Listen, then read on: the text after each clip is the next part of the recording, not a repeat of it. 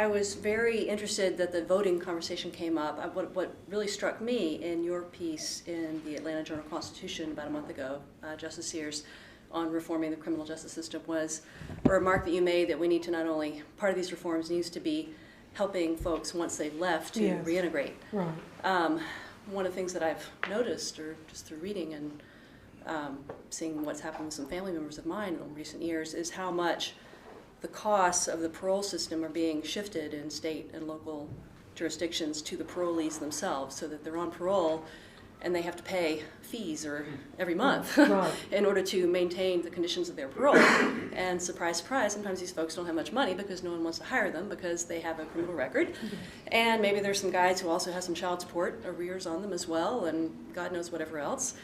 And we don't let them vote. And we expect them to become productive citizens who don't go back to jail and who contribute to the economy and become taxpayers. And yet we take away, pretty much, it seems, every legitimate method of them doing that. So to me, when I see someone who commits a crime, they go to jail, we have a punitive system, all that does trouble me a lot, particularly in contrast to what other nations are doing. But also, even once they have paid their dues, however onerous they were, that we insisted that they pay, that we then take away any ability for them to become earners and taxpayers and proud citizens, so that they can be fathers and husbands. And I asked myself, well, what do we expect is going to happen next? So that's more a comment than a question, but it's something that troubles me and that I wanted to share with you. So thank you. Collateral sanctions. No, they are, and they're steep. Is that the They're term? steep. Collateral Yeah, that's the Yes, term. yes. You know, Light professional licenses, you driver's have- licenses. eligibility for housing, you know, for public assistance. Well, Okay, if the, the if the ability to person get- who's, if the Pell people grants, who are in food favor of stamps, this that, kind of thing. Everything. what's the rationale? Don't do a straw man. What's the, if you want, make the best sentence or two in favor of collateral sanctions. The steeper the punishment, the greater the deterrence effect against crime?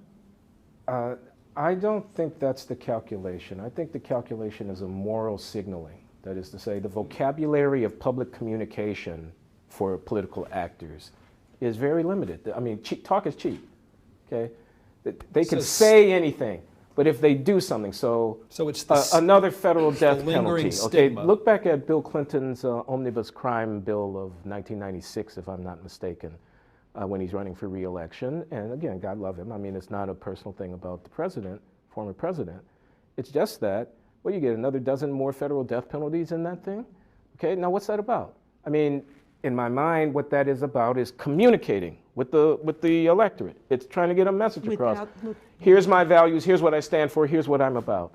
And so, if someone attaches a rider to some appropriations bill that's supporting the housing or the food stamps or the education aid or whatever, and that rider says felons are not going to be eligible, or people convicted of drug offenses within 30 miles of a school, whatever, who's going to be against that, right? Because to stand against that on that, I mean, by the time you get to the fourth line of your argument about why it doesn't make sense, the voter has stopped listening to you, and he's decided what he's going to decide about a person who would take that kind of a position. So yeah. I think that's how it happens. I mean, it's a you've got to communicate your values very briefly, and all the long, you know, consequences and all that go out the window.